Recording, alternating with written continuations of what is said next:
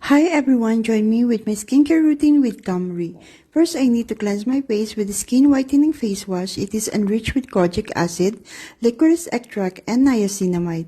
This face wash revitalizes and rejuvenates, leaving you with a skin that's soft, supple, and captivatingly vibrant. Next, I use Skin Brightening Vitamin C Serum. It has 10% vitamin C plus 0.5 ferulic acid.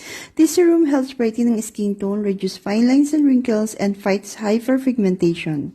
Niacinamide serum contains 10% niacinamide, 2% alpha-arbutin, and 0.05 sodium hyaluronate.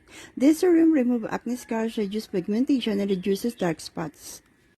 Tamanu Balm plus Skin Panacea. Remarkable blend of organic tamanu oil, nourishing coconut oil, and vitamin E. Its soothing touch provides relief from bites, sting, cuts, creases, and even those troublesome dry patches.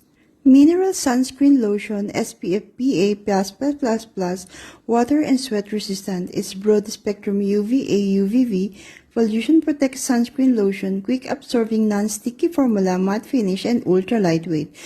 So what are you waiting for? Try Kamree products daily as part of your skincare routine.